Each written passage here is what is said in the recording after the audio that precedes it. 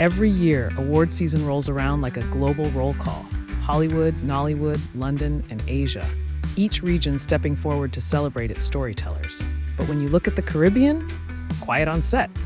Not because we aren't creating, not because we aren't talented, but because the global film map still treats us like an invisible island. A place to shoot, but not a place that shoots back. If we can influence the world in other areas, why not in film and awards? Yes, we do have festivals. The inaugural Caribbean Film Festival launched in 2025 in Trinidad and Tobago. Also, the TTF Festival, which has been holding it down for years, and Caribbean Tales champions our filmmakers across continents. But none of them, not yet, operate on the scale, influence, or global weight of an Oscars or an NAACP. We have the stories, we have the backdrop.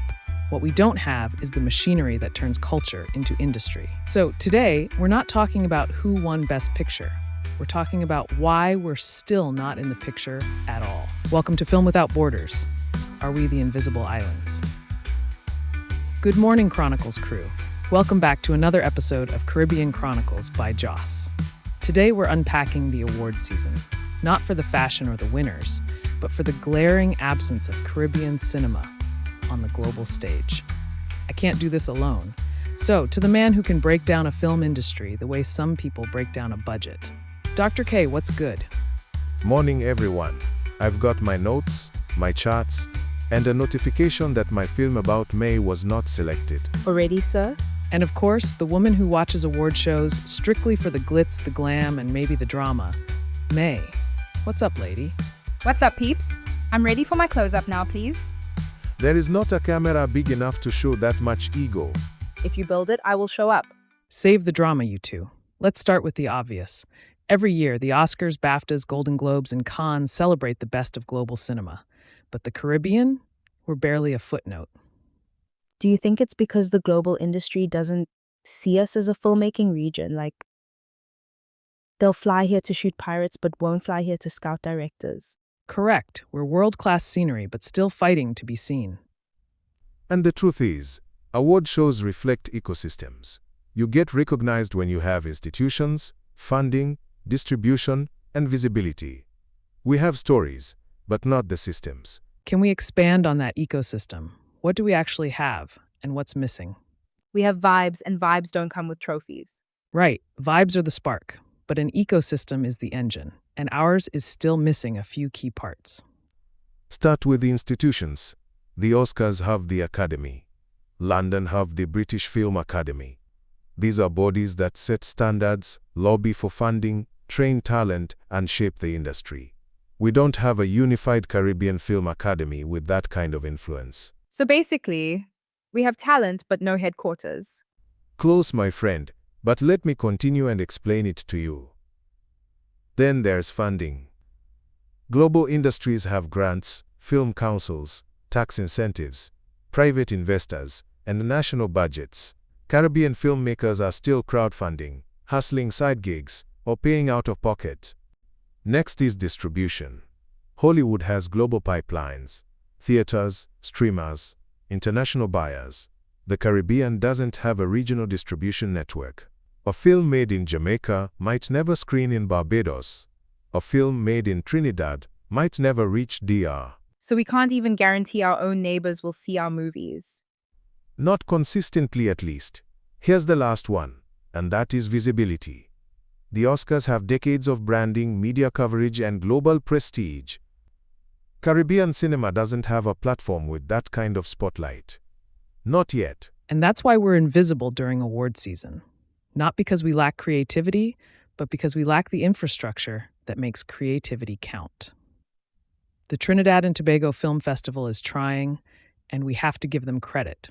They're building something real, but it's not yet the cultural powerhouse the region needs.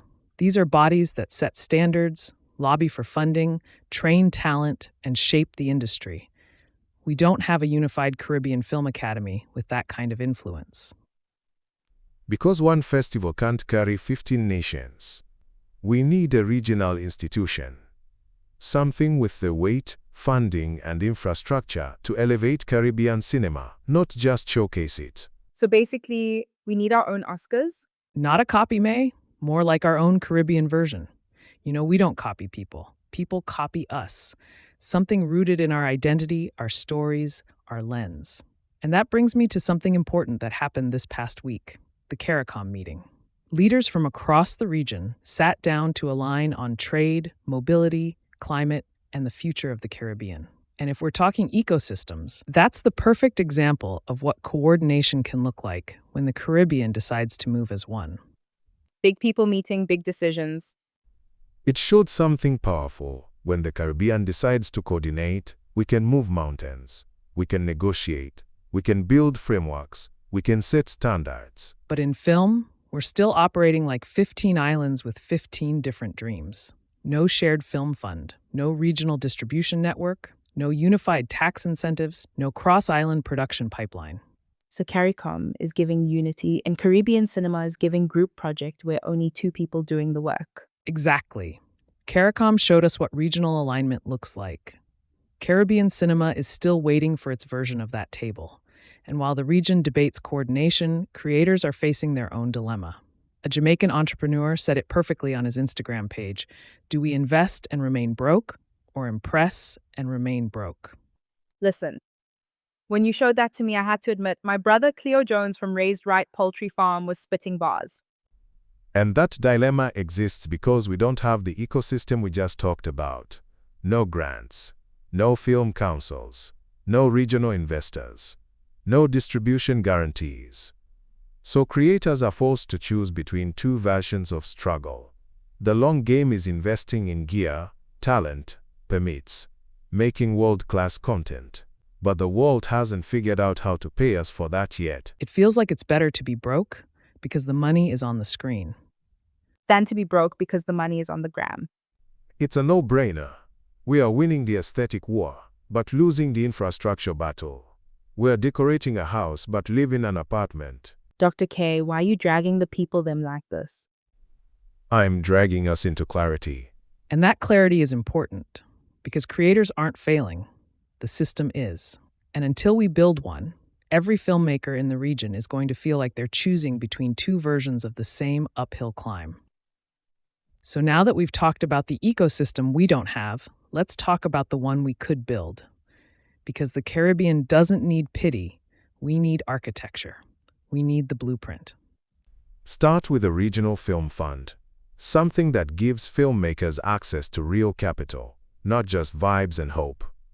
A fund that supports development, production, post-production, and distribution. Because right now, the only fund we have is GoFundMe and prayers. Then we need a Caribbean Film Academy. Not a festival, not a workshop, but an institution. A place that trains talent, sets standards, certifies crew, and advocates for the industry. Next is tax incentives. The Dominican Republic is showing us what's possible. They're attracting global productions because they built a system. Imagine if Jamaica, Trinidad, Barbados, and St. Lucia aligned on incentives. We'd be unstoppable. Can I add that we need distribution? A real regional pipeline. A Caribbean film made in one island should automatically screen across the region, not get stuck at immigration. Love your thinking, Lady May. And finally, a flagship festival with global weight. Not a copy of the Oscars, but a Caribbean institution with its own identity, its own prestige, its own red carpet. Something that says, this is our cinema, this is our voice. When we build those pillars, funding, training, incentives, distribution, and a flagship platform, that's when the world stops treating us like scenery and starts treating us like storytellers. And that's when the trophies will follow. So if there's one thing to take from today's conversation, it's this. Oh. Dr. K doing takeaway already. He is ready to go. May. Jos, the Caribbean doesn't have a talent problem. We have a coordination problem.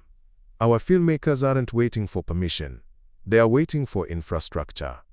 And until we build the systems that match our creativity, the world will keep overlooking what we already know. Caribbean cinema isn't small. It's just unsupported. Because the stories, they're there. The skill, there. It's the structure that's missing, and structure is a choice, not a miracle. Boss lady, wrap us up before Dr. K yells cut. You're funny. Okay, before we go, let me leave you with this. Award shows don't create greatness, they recognize it. And we have always been great. What we're missing isn't talent, it's coordination, it's investment, it's ownership. CARICOM showed us this week what unity looks like at the political level. Imagine what could happen if Caribbean cinema had that same alignment. If our storytellers, policymakers, investors, and educators sat at one table and said, let's build the industry our culture deserves. Even if we don't get our golden statue or mask, we will be busy building the future of the Global South. Because when we choose the lens over the look, the legacy writes itself. Today's conversation was quick, fast, and to the point.